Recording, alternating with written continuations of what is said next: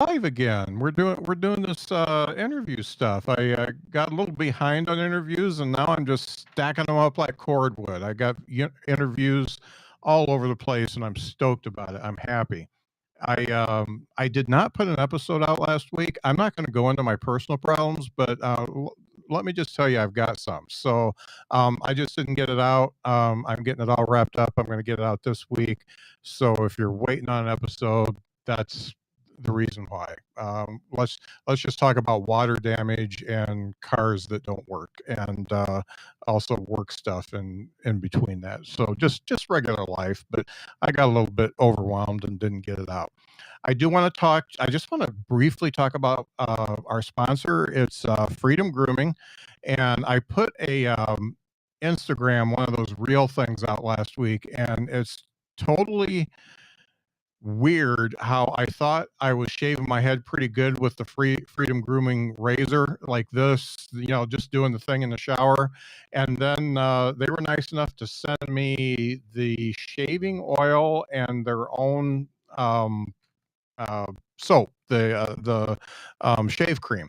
And guess what? I used it and I did the exfoliating thing on it, and I got an even closer shave. So yeah, I check out my reel. It's amazing how much better it is. And today I did all that, and I did my face too. I didn't even pull a razor out for my face. So just look at me.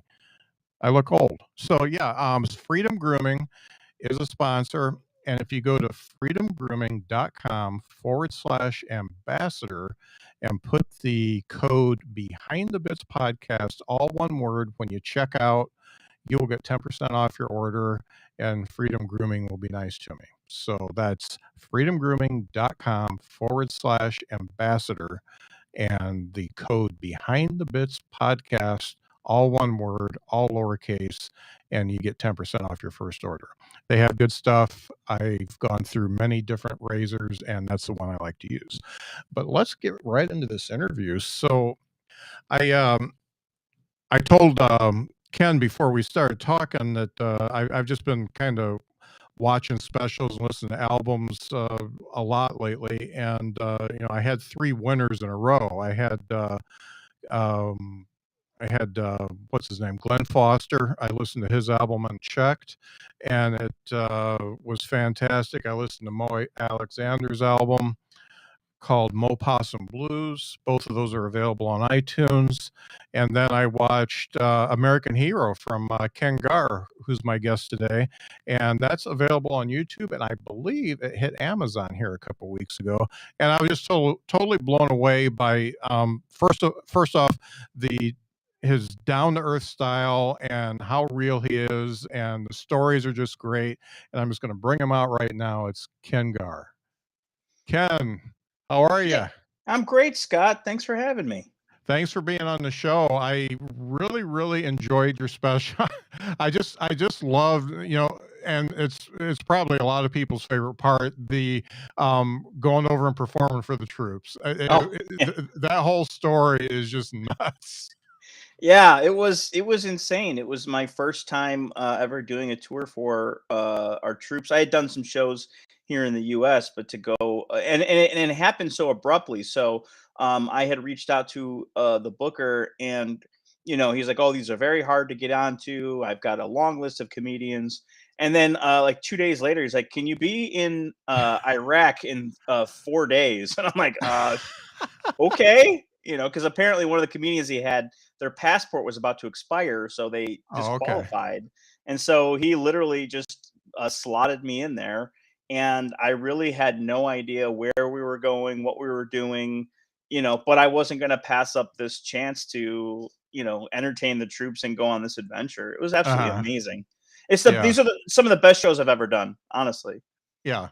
Yeah, and they're always an appreciative audience, but the fact that you just never been over there, and then you were, and you know firsthand of what's going on. And Yeah.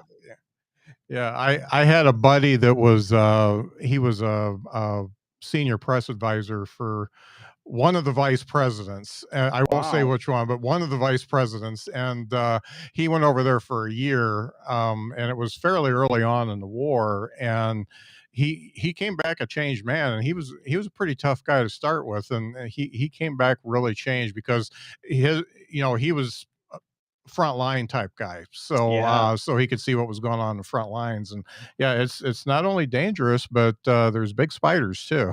Oh, they have these things called camel spiders, and they're about Yeah. the size of your hand. And they tell you, they're like, look out for camel spiders. And I was like, what are they? They're like, well, they latch onto camels and they like basically suck the blood of camels. Yeah. And like no one prepares you for any of this. You're there. And my joke about getting malaria in Djibouti, and it's just it's a whole different world, and it's a whole different experience, and I was so grateful to do it. But at the same time, you don't know what to expect, Yeah. Right. and I only did a 16-day tour, and these guys are there for 6 months, 9 months at Oh a yeah. time. I Yeah. mean, and they're living in these little trailers or these little tents, and Uh, God bless them, man. Honest to yeah. God. Yeah. It's a tough gig. I had a nephew and one of my son's close friends, and one was in the Army and one was in the Marines. And the camel spiders stories were the ones that creeped me out the most of anything. Oh yeah, you sleep like this. You got Yeah. and you're one guy told me he emptied an entire magazine from a 9mm into a spider Yeah. that Yeah. was crawling on him. I go, I would just burn it all down. Yeah. I know. I don't even like the little daddy long legs in the shower. I'm like, we're good. We're gonna get a new apartment. Yeah. So one of the things that really struck me when I was reading your bio was the fact that you spent 13 years in corporate sales before you got into stand-up, or at the same time. Mhm. And I don't want to ask what you sold exactly, but what type of corporate sales were you in? Because there's different things you can sell. Yeah, so I spent my a quick review of my resume. I spent 9.5 years at a company called Dun and Bradstreet. Oh, there Uh, you go. Okay. yeah, about Yeah. 175-year-old company. They basically are a credit bureau for businesses. Yeah. So I was I sold data basically. Uh, Spent about 9.5 years there, and then I got into a company called Precision IR, which was investor relations marketing. So we would okay. help companies to attract investors to their stock. And Mhm. then from there, I got recruited by NASDAQ. So my last job in corporate America, I was a managing director at NASDAQ. Yeah. And it Okay. was like, NASDAQ was a great company. I would work directly with the CEO and CFOs of Fortune 500 companies. I was there to help keep them apprised of what was going on with their stock and to help provide the tools that they needed to attract institutional investors. And it was great. I was Mhm. schmoozing and rubbing elbows with some of the, these industry, moguls. And it was a great experience. But at the same time, I had started doing stand up in the early 2000s, and I just did it for fun for like the first 10 years. But, Mhm. the more you do it, the better you get. I released my first album, and that did pretty well. And then I just started getting more and more work. And so I found that all of my vacation days were being used towards stand up. Uh-huh. I was going away every weekend on the road. I would try to, take off early on Friday and, go to Wisconsin or Indiana. I was in Chicago at the time. Uh-huh. So I finally made the decision one day to just kind of give this a chance. And that was 8 years ago. I said, all right, well, I'm gonna give it a year. I left the corporate world, and I said I'm gonna try it for a year, and if not, I'll go and interview and get my job back somewhere, and at least I'll have a cool story to tell. That at least I Yeah. tried, pursuing my dream. And that was 8 years ago, and I've never looked back. I mean, it's been Uh, absolutely an amazing journey, and as you mentioned, I just released another special, and the feedback has been incredible on it. And I'm just trudging, and I'm just making it uh-huh. happen. Now, one of the things that I know is true is, man, it's hard to back out of those sales jobs, especially when you're good. And it sounds like you were good because it's almost like a printing press for money. And Yeah. Yeah, yeah. And you know, the motivation has to be there.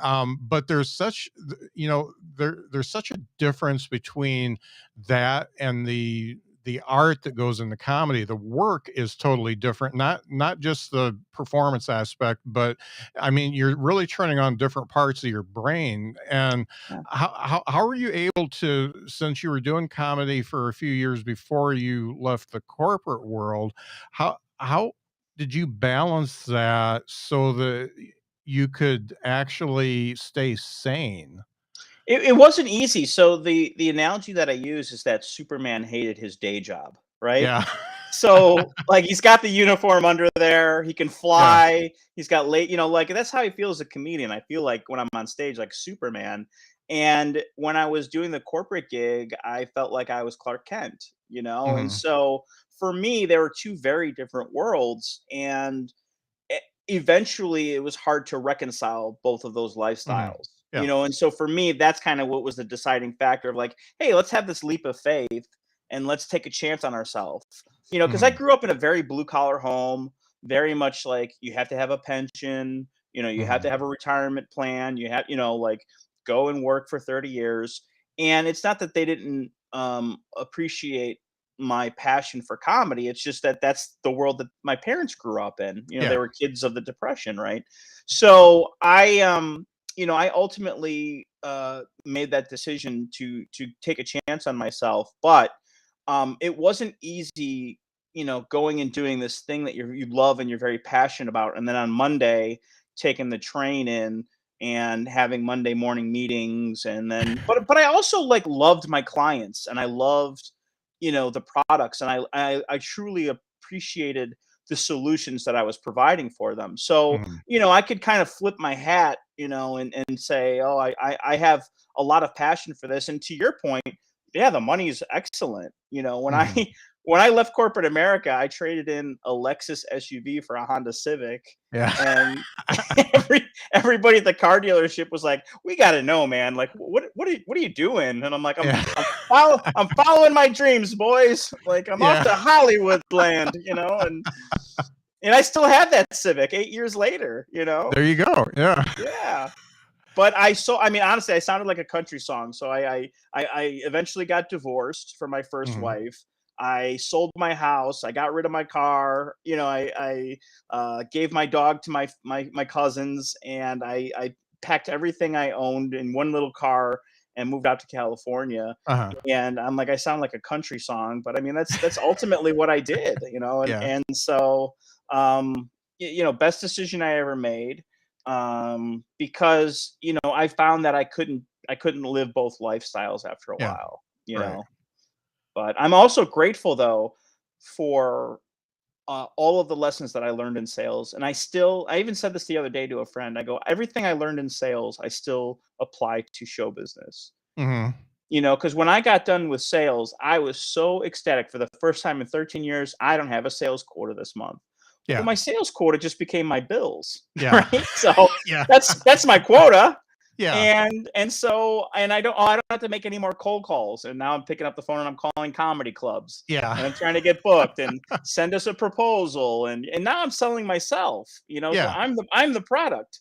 Yeah. And so everything that I learned in sales about networking, marketing, promotion, closing, I applied all of those principles and lessons to show business, and you know, and I've been able to make a career out of it. Yeah. And what's funny or really ironic is now corporations hire me to come in and talk about this. And I'm like, how great is it that I used to get paid to do sales and now I do stand up, and now these corporations are paying me to Yeah. talk about sales, you Yeah. know? Yeah. You know, I really respect the business acumen you get from sales, because I only feel like there's two jobs that are as close to running your own business without actually running your own business as anything, and that's sales Hmm. and working as a server in a Hmm. restaurant. Because those two, the what you do is what your paycheck is Yeah. what you put into it's what you take out of it. And taking that business, having that business sense when you decided to strike out, I'm sure probably puts you a little bit further ahead than somebody else who had been doing comedy the same amount of time that doesn't know anything about business. Yeah, I tell every young comedian who's just kind of at that open mic level, I tell them all, go get a job. Like whether it's in sales or not, like Mhm. understand because first of all, you'll have a greater appreciation for stand up, which is what you truly want to do. You'll Yeah. give yourself a little bit of wiggle room as far as money goes, and have a Mhm. little bit of comfort in your life so you're not so stressed. I go, and you're going to learn some valuable lessons about how to run and organize your own business, which eventually you're going to be running. Right. I mean, at the end of the day, I am an entrepreneur, and I am in the business of selling myself and my act. Yeah. And so again, all of the lessons that I learned in corporate America, um, I have applied to this life, and so I encourage every comedian to go out there and get a real job for at least a little while, so that they can understand how the real world works. Yeah. Yeah. And there's so many analogies you can make. I mean, you hear so many no's in sales. Oh yeah, You get shot down, and you know how much work you put into it. So it's hard, and that's a bomb. So you go up and bomb in front of 150 people. That's the same as a no. yeah, And then the objections you get, well, that's kind of improv. That's kind of like a heckler. yeah, So you've got the skills to deal with that, and it just takes a certain type of mindset and a weird kind of maturity to be able to do sales as long as you did, yeah. and then also translate that into the comedy world. Well, to your point, it's like sales in its simplest form is the more people you talk to, the more money you make, Yeah. right? And so Mhm. the more phone calls I make, the more sales calls I make, eventually the more money I'm going to make. And that's essentially how it works. And sales Mhm. or comedy is the same way, right? So like how many bookers I call, how many gigs I book, how many jokes I write. So that's even more important. I think it Mhm. was Rita Rudner who had this quote on Mark Maron's podcast. She said, I understood that the more jokes that I wrote, the bigger my house would be. Ah. You're right. And it's the same in sales, right? So the more deals I close, the bigger my house is going to be. Yeah, And no so doubt. for me, the more jokes I write, the bigger my house will be, Uh-huh. and so that's, the same motivations that I had getting up to do my job in sales are the same exact motivations I have to get up and do my job in stand up, which is just Mhm. like, I want to keep my calendar filled.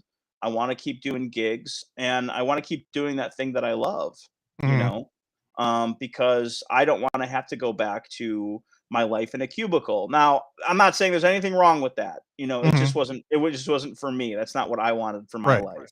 Yeah. I wanted to be able to travel and, fly over Baghdad with night vision goggles and a Yeah. C-130. And I'm just like, this is awesome. That's the kind of Yeah. adventures I wanted to have. Uh, so in thinking about that, you're running your own business as a comedian. So what does the beginning of the week look like for you? I know what the weekends are like. So this is Monday. What's a typical Monday like for you? Yeah. So, like, yeah. So, great question. So, I was in San Jose, California this weekend, about a 5-hour drive. So, I drove back last night. I had a show at the Hollywood Improv last night. So, I worked. I got home pretty late. So today, Mondays are typically like getting settled in. So Mhm. I'm doing laundry, cleaning up the apartment, checking emails. And then what I'm doing is I'm going back and I'm cutting up clips from the weekend. So first thing I did today was cut up a really cool crowd interaction I had at the Hollywood Improv last night, and I Mhm. posted that on the social media. And then what I did is I took a look at what I have coming up. So tomorrow I'm flying to Chicago. I'll be there for a week and a half doing shows, and then I fly to Dubai from Chicago, and then Mhm. from Dubai I fly to Las Vegas. So now I'm going to be gone for a month. So now I have to pack for a month. Make sure I got my Mhm. pass. You know what I mean? Make sure I got my passport. So today is a little bit of a weird Monday because I'm planning to be gone for the next month. But Right. typically, what I'm doing on a Monday is the business side of show business. I'm Mhm. following up with bookers. I am starting to put together marketing materials for my upcoming shows in Chicago. You know, Mhm. I'm doing promotion to make sure that those seats are filled.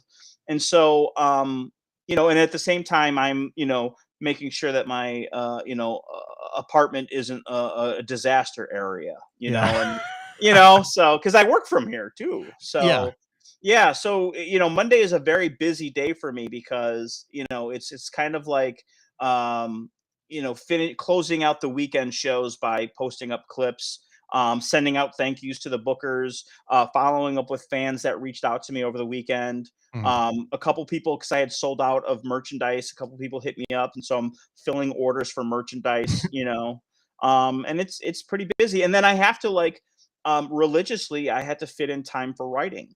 Yeah. So I have to make sure that for 1 hour to 2 hours a day, I'm just writing new material.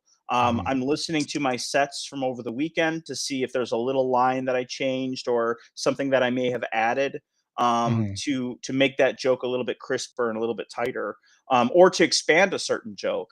Mhm. And so, yeah, I mean, it's just for me again, it's very similar to sales in that, you know, on Monday you had your meeting to say, okay, this is what I'm going to be doing this week. You know, and then, you know, I worked in like a campaign mode. So these are the various campaigns I'm going to be Mhm. working in. These are my follow-ups so I can move Yeah. the sales cycle along. Mhm. And Yeah. these are the ones that I'm trying to close in my pipeline. So again, I mean, it's like the worlds mirror each other Yeah. because that's essentially what I'm doing is I'm moving the sales pipeline along. And again, the product is kengar.com, you Mhm. know. So Yeah. It's amazing how much work goes into you doing 45 minutes on stage to look like you didn't do any work to do it. right. Yeah. To just make it look like I'm just up there talking. It's like Yeah. random thoughts coming out of my head. Yeah.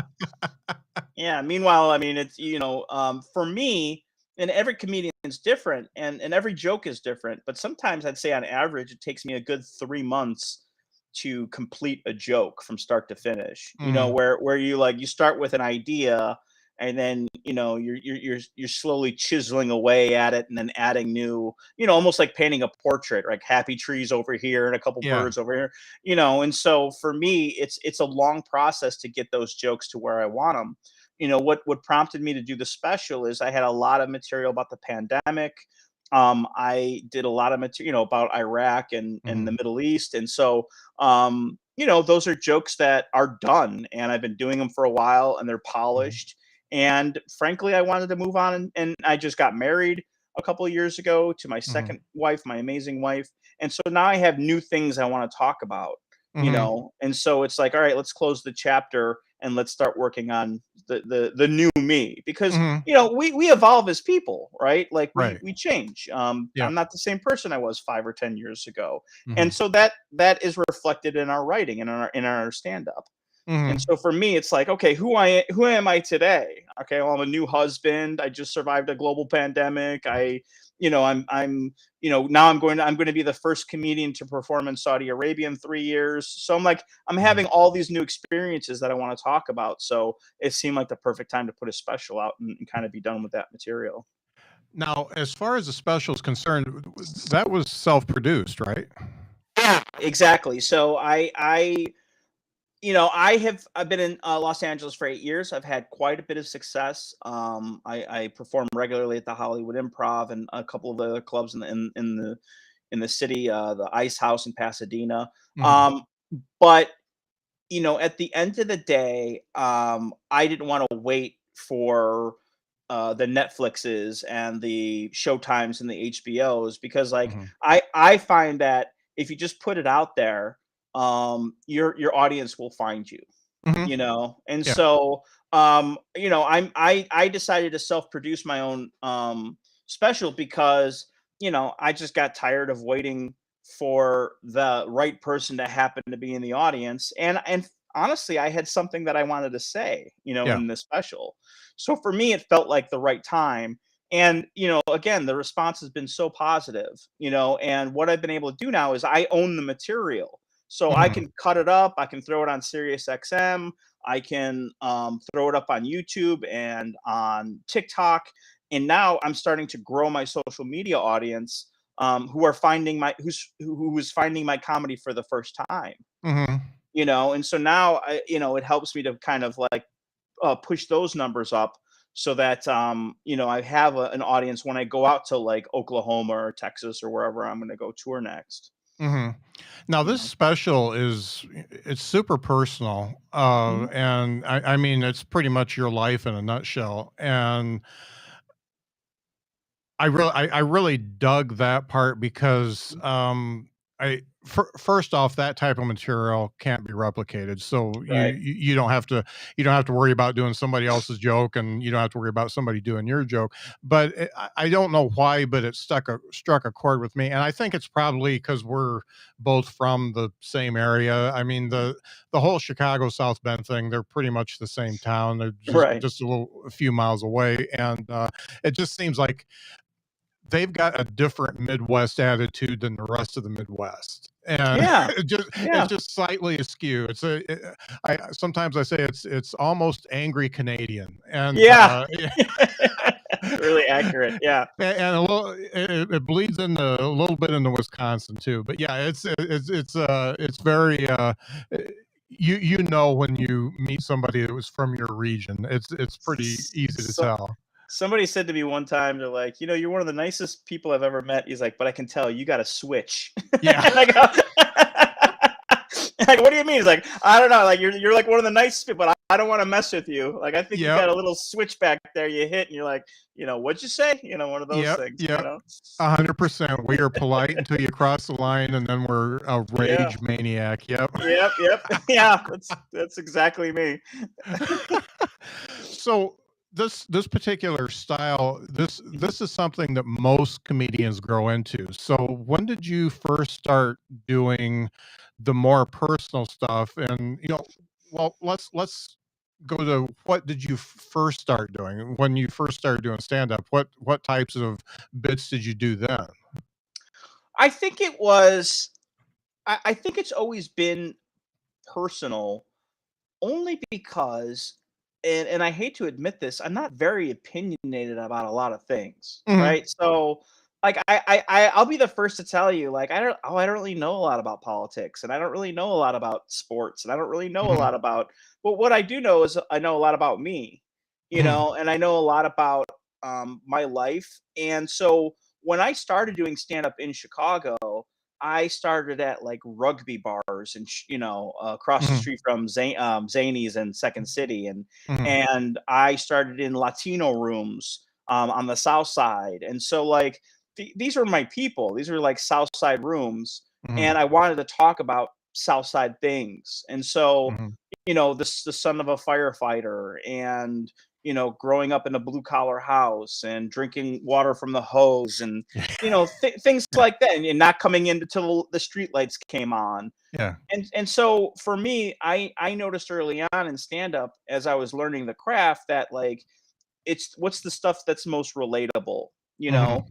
And then I think how that evolved was into like, not only how can I tell stories that are relatable, because not everybody was in the Special Olympics like I Mhm. was, but like how can you tell a story that is engaging and can help an audience understand what your perspective is. You know what I mean? Mhm. Because you might know somebody that has a disabled child, or you might know somebody that was in the Special Olympics. And so I wanted Yeah. to share that experience with everyone.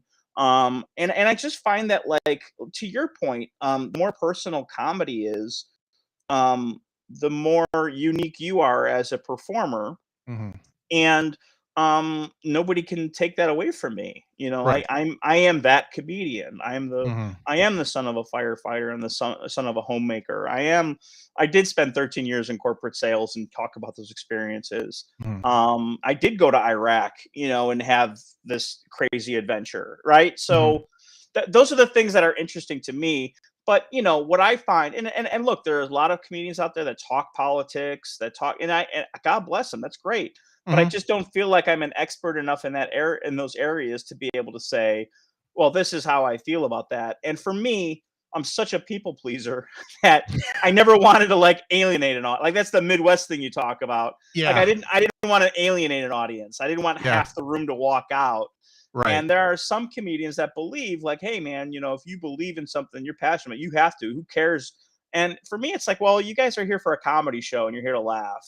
So Uh-huh. I always wanted to be the comedian that was just like, hey, we're gonna have a great time. We're gonna talk about some fun things. Yeah. And it's not that for me, whenever I do talk politics, I kind of toe the line a little bit, and I like to provide a perspective that's like both people can agree with. Yeah. Like, you know what I mean? Right. Because I think at the end of the day, and again, being somebody from the Midwest, it's like, I don't think we are either Fox News or MSNBC. I think we're Uh-huh. like right in the middle somewhere. Yeah. Yeah. And I think Yeah. we all are. I think we all want safe schools and safe streets, and like we all want the same thing, and lower taxes and job opportunities and all those things. So I try to like stay away from either edge and try to be that Chicago Midwesterner that I am. Right. And I respect both sides. So I love like Lewis Black's one of my favorite comedians, but I also respect what you do. And the funny thing is, and I don't understand this, why so LA is so different from anywhere in the world, and yet they are so drawn to us yokel Midwesterners. Tom Dreesen did so well there. Mhm. Dave Letterman did so well there. All the Mhm. all these folks that just come from the Midwest. Uh, Gaffigan came from Gary. Yeah. So yeah, it's just amazing how that goes over, and yet you get somebody who was born and raised in New York and has that New York sensibility. When they go to LA, it just sucks for them sometimes. Yeah. And they want to go back to New York. And yeah, Mhm. LA just welcomes you with open arms. I don't know if it's refreshing, or if it's just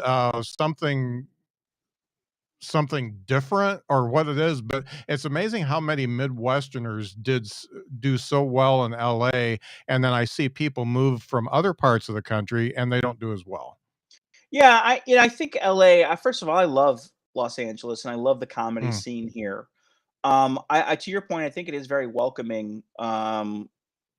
Because I think we all have the shared goal of making it happen. mhm, Right, and so, like, LA is one of those places where I think Huey Lewis had that famous, line, "It took me 20 years to become an overnight sensation," right? yeah, And so, mhm, like, you never know when you're gonna pop off. I have guys that I started doing open mics with, like Preacher Lawson, mhm, he blew up on America's Got Talent, and overnight his life has changed, and mhm, that can happen to any one of us, just being at the right place at the right time and making the most out of your opportunities. And so for me, that's the dream that I hold on to is that number one, at any time somebody could be in the room that can change my life and change the mhm, trajectory of my career. And number two, and really one of the reasons I wanted to move to Los Angeles was because I wanted to see if I could hold my own against the best in the world. mhm, I wanted to see if I could follow a Bill Burr on any given night, or yeah, a Burt Kreischer, or a Theo Vaughn, or a Joe Rogan, any of those guys. mhm, Some of our wonderful female comedians, like my friend Becky Robinson and Allie McCoskey, and I mean these are like honestly the best of the best is out here and in New York as well. New York has an amazing comedy scene, mhm, but at some point I needed to kind of like uproot my life and see if I could hold my own against the big league swingers, mhm, yeah, and so far it's been great and it's been a very uh-huh, positive experience for me. But I think a lot of these Midwest guys have a tremendous work ethic, and girls. They have a tremendous work ethic. We're used to putting our head down and working hard.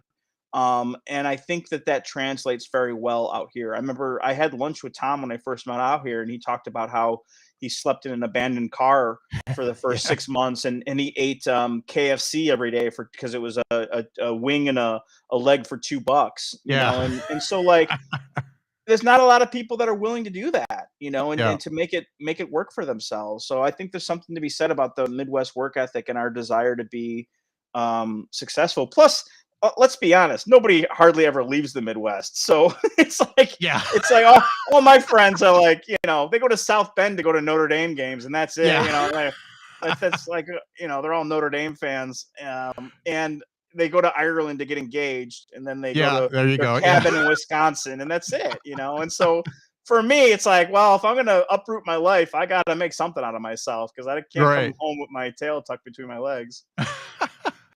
Now, who did you meet along the way that just gave you advice that you still use today?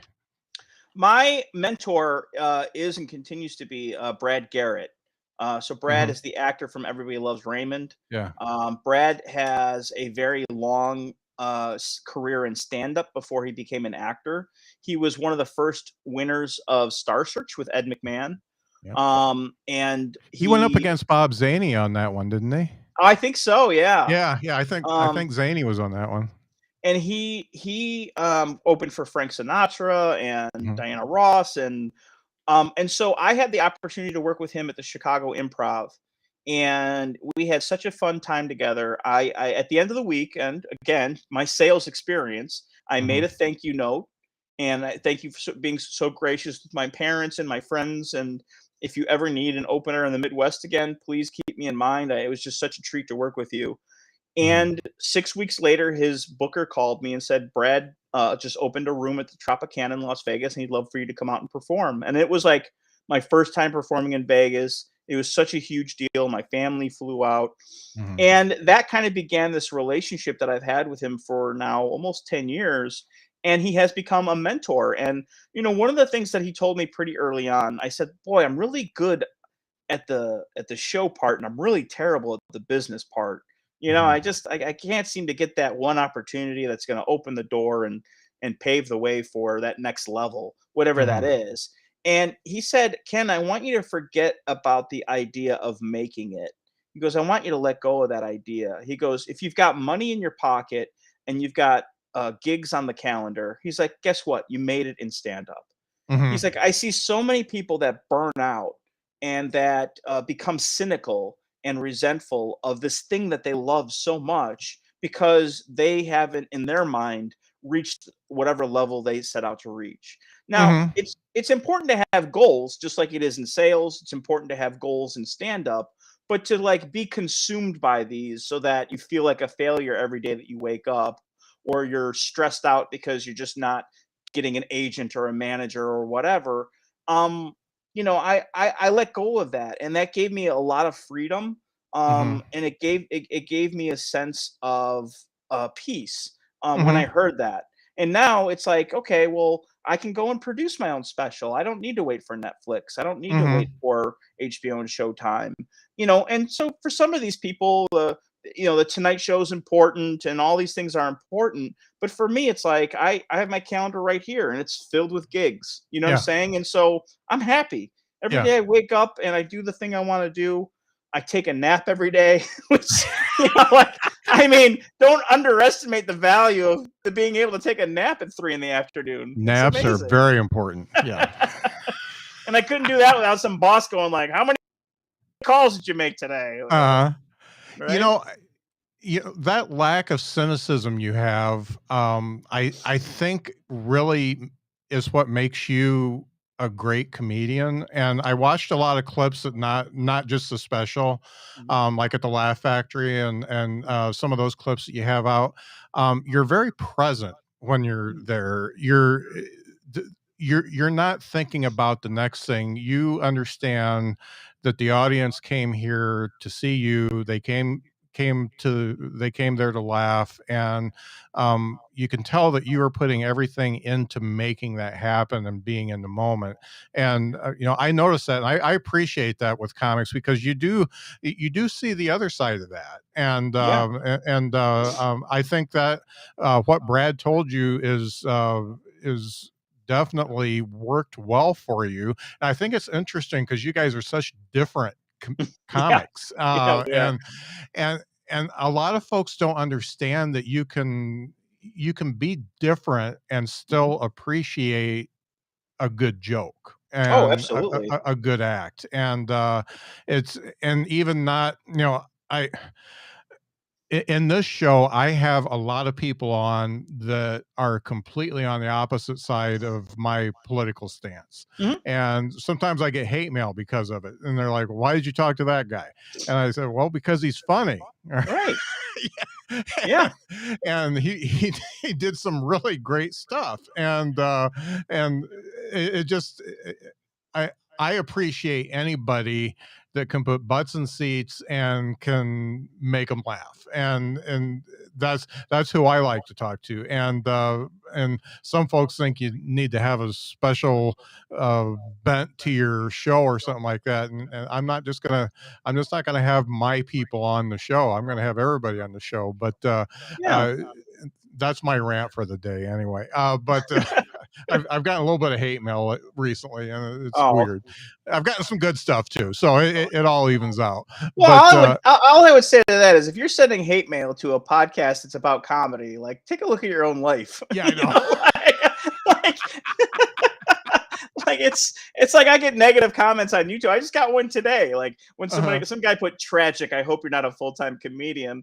And I go, Yeah. I am, and you can see me at the MGM Grand in Las Vegas at the end of September. Like, and it's like, look, this is subjective. Either Yeah. people like it or they don't like it. Yeah. People have their favorites, and some people. My wife doesn't like comedy. I love her, but she's just like, Uh-huh. oh, I'm not a big fan of comedy. I go, oh Yeah. well, this is going to be a weird marriage, but okay. But look, man, I thank you for saying that. I try to be present.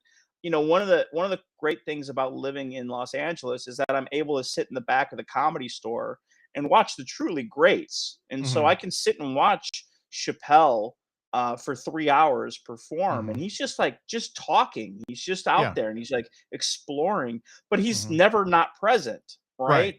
And Yeah. so, like for me, or watching Sebastian Maniscalco's, like everything is all of his hand movements, Yeah. all of his gestures, all of his faces. That's all part of it. You know what I mean? And so for me, it's like literally like watching game film, like you would for Mhm. football. And I'm able to watch some of these greats like do their craft and go, oh, okay, yeah, you know what? I noticed that Chappelle is always in the moment and he's Mhm. always self-aware of what's going on in the crowd. And Sebastian is very deliberate in all of his actions and all of his faces.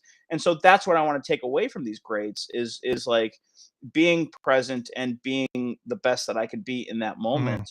But you're right, there are comedians, and I've called my friends out too at, if they're not doing well, or that it's just the set's not going the way they want it, they just phone it in. You can see it in their eyes, Oh yeah. where Yeah. it just leaves them. They're like, Yep. well, Yep. this crowd sucks, and Yep. and for me, it's like the onus is on me to turn this around, Yeah. you know. Yeah. So I might Yeah. That. switch, go to crowd work or change it Yeah. up a little bit. Yeah, that makes a lot of sense. One of the things I noticed in the special is that okay, you're not manic, but you do use the stage well. You do the pacing Mhm. and all that. Did, is that a learned thing for you, or were you always a little bit active on stage? I think it's very much a learned thing, and it comes with the comfort level that you have with being on stage. So for the first few years of doing stand up, you're literally like, I have got to remember this joke. And Yeah. so you're Yeah. standing in place. Maybe you're not even taking the microphone out. Hmm. You're just trying to recall the joke and hit the beats and get the punchline out. Hmm. And then eventually you get a little bit more comfortable, and now the mic comes out of the stand, and you're moving around a little bit, you're a little comfortable. And then once you have mastered your act and you're very comfortable. I filmed my special in Chicago. My Hmm. friends and family were there. I'm staring at my cousins. You know what I mean? Like I'm just in the moment, and I'm working a big room, and you get to a point with experience doing stand up that you can move the audience to where you want them to be. And Hmm. so some of that might come from moving on to the stage, or maybe I'm not getting the energy I want from this side of the room, so I'm gonna move over here, or Hmm. maybe I'm about to tell a joke about something that I know that I can tell that this guy is really going to relate to, so now I'm going to go over here. And so you're to your point, it's like you're always present, and you Yeah. always kind of understand what the audience is giving you. And so when you see me moving around stage, again, it's very deliberate because Hmm. I'm trying to pull from the audience what I need from them energy wise to Right. get the biggest reaction out of my joke. Yeah. Are you? sometimes watching the audience and seeing that person that's just really, especially when you're doing a special, that's just really laughing really well, and then you'll move towards them a little bit to get them going, and then that'll spread throughout the whole theater. Yeah, I mean, Yeah. look, laughter is contagious, right? Yeah. So you do a room with 500 people. If you get 100 of them to laugh, the other 400 don't want to be left out, Yeah. right? Yeah. That where you know you're a good comedian, or when you know you're a good comedian, is when you get those rooms that have just 20 people in there, and it's Yeah. midnight on a Friday, and now you're turning it around, or you do a bar show, and then all of a sudden everyone starts turning around from the bar, and they're starting Yeah. to watch you and not watch the game anymore. Yeah. So yeah, I definitely hone in on that one person for my special.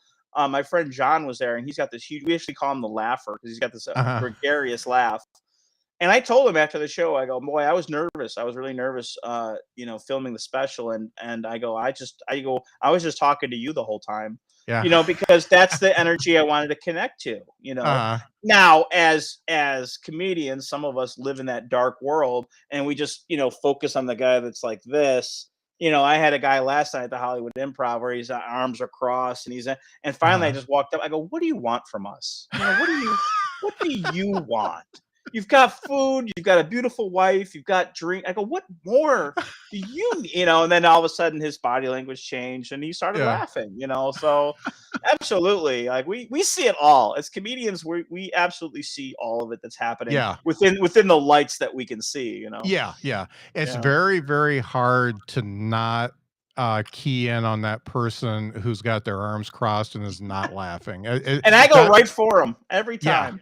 Yeah, and I should do that more. I just did a set last week that there was this girl right in front just not having it, Yeah. and I should have addressed it instead of just letting it flabbergast me. I was just like, okay, what's my next show? It just totally took me out of my game, and Yeah. that's because I'm newer at it, so it's not I don't have that skill. But after you say that, I'm going to develop that skill now and Yeah. start using it because it's definitely necessary. You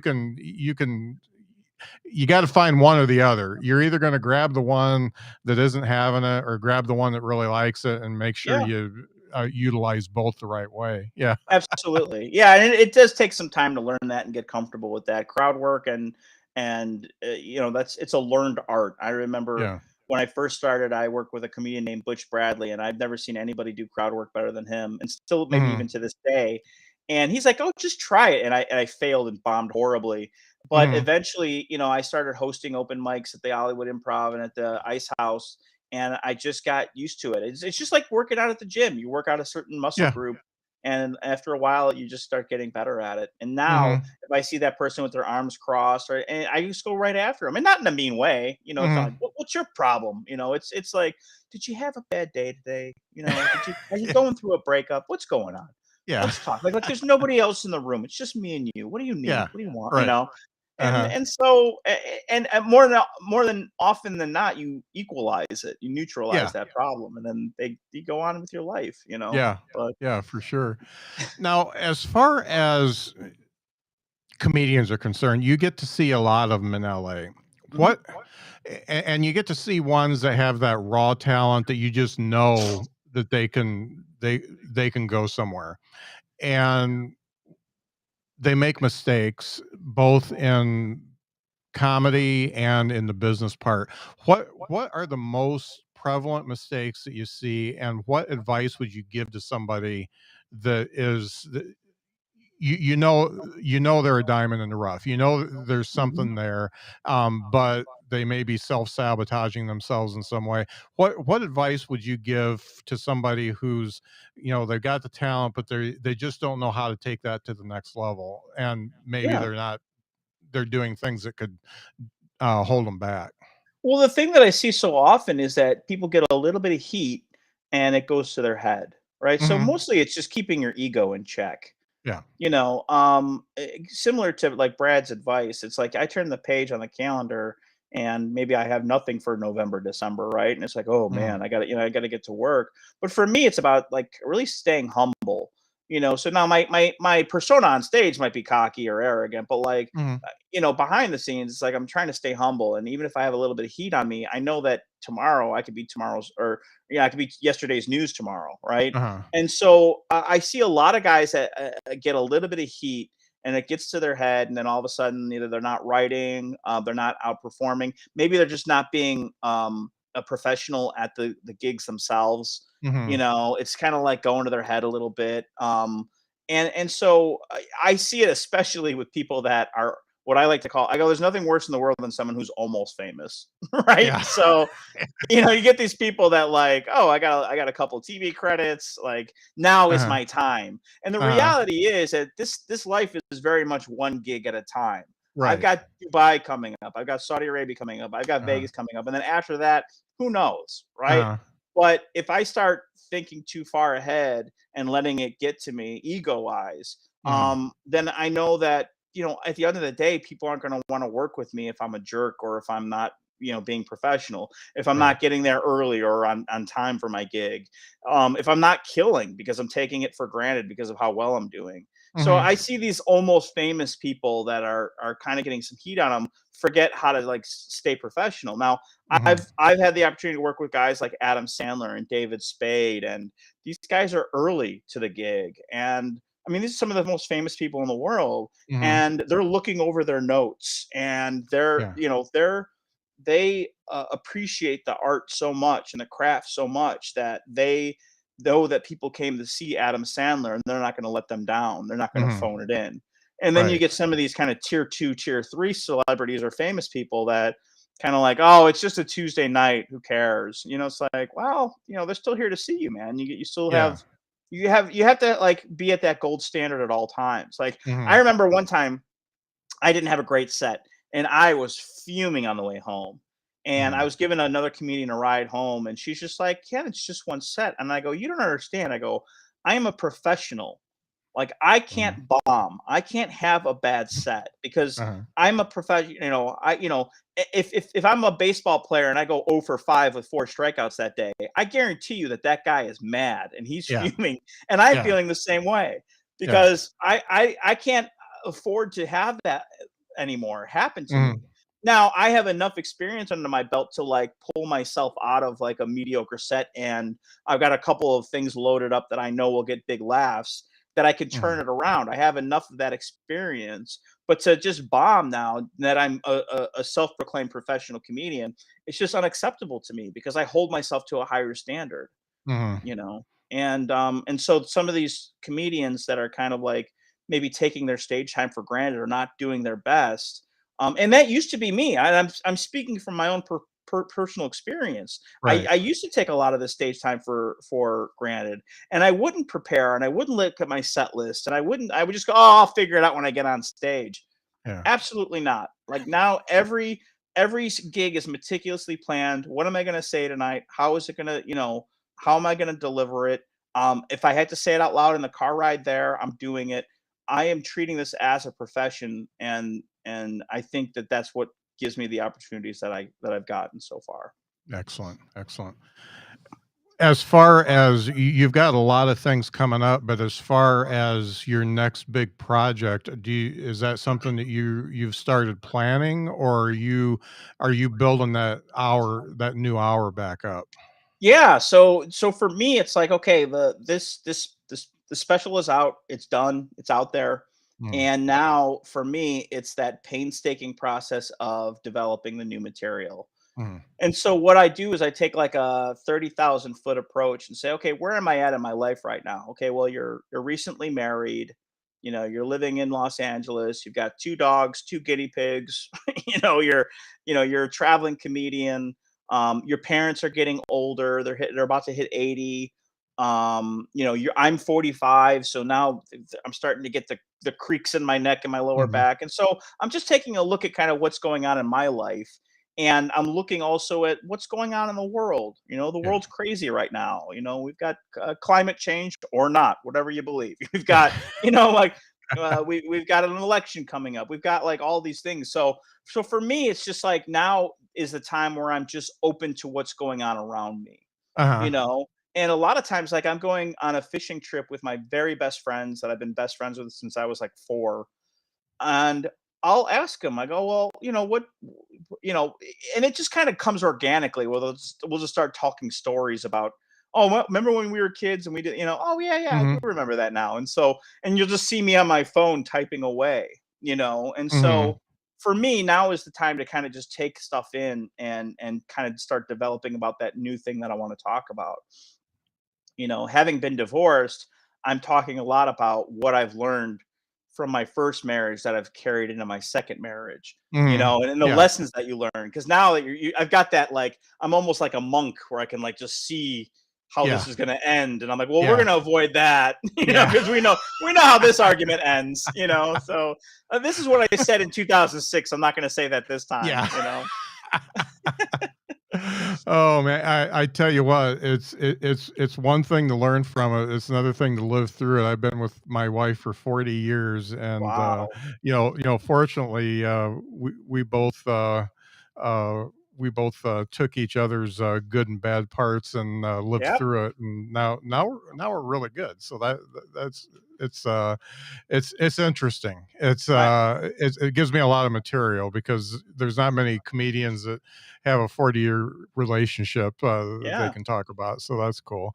My parents As, have been married. Oh, sorry. Go ahead. go ahead. Go ahead. Oh, I was gonna say my parents have been married for 58 years, and my dad Yeah. said I had to fall in love with your mom 7 times. Yeah. Like, There you go. because Yeah. they change, and he's like, and Yep. then a couple times I didn't fall in love with her. Yeah.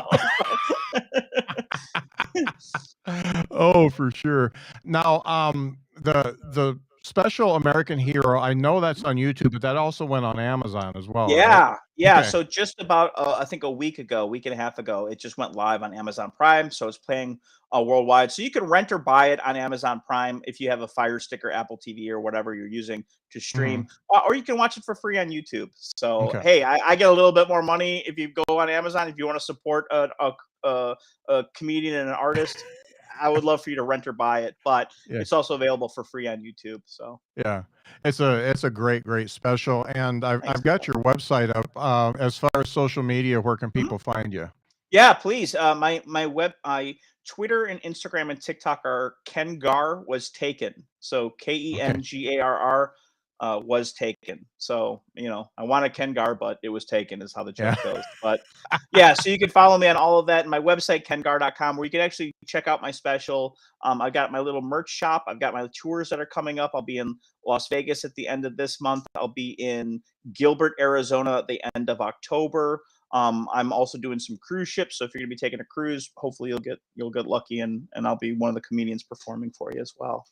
Very good. I learned a lot today, and I really appreciate you coming on and Yeah. talking about your career. I relate to you a lot just because of the sales thing, where it's almost like being in the military together. It's Yeah. brothers in arms type thing. Yeah. Yeah. We've been in the foxhole together. That's for Yeah. sure. Yeah. We're Yeah, but this was a great talk, and I really appreciate it. I love the special. Everything's going to be in the show notes, so I'll have a link to the special in the show notes, Ken's website, and all his socials. So make sure you check it out, folks. Thanks so much for being on the show, Ken. Thanks for having me, Scott. And